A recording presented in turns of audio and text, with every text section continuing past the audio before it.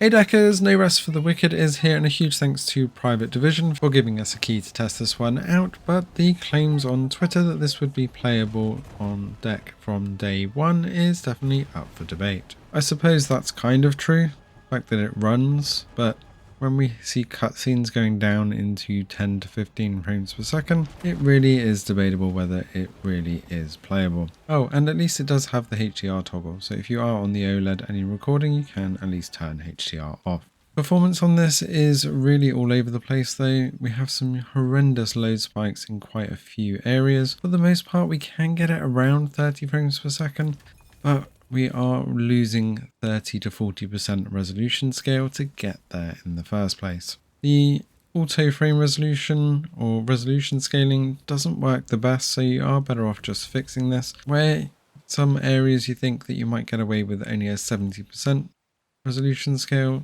dip, it really throws it back in your face as soon as you start moving around or reaching any enemies. And the issue is, even with the performance mode and on 70% resolution scale, we really see some horrible shimmering effects, and if you go near a waterfall, it just looks absolutely awful.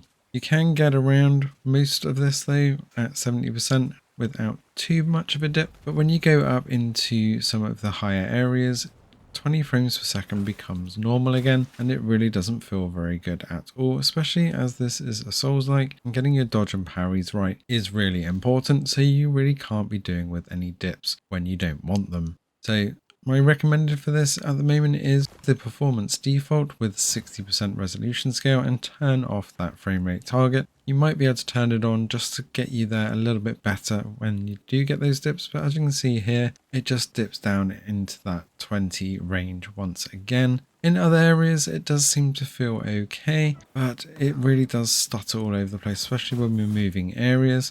And depending on what environment is around you, really does depend on how bad that frame rate gets. Those load spikes are the same across all systems, it seems, as even if we do play this on GeForce Now or a higher end system, those load spikes really do get you and really do dip majorly, often leading to a swift death.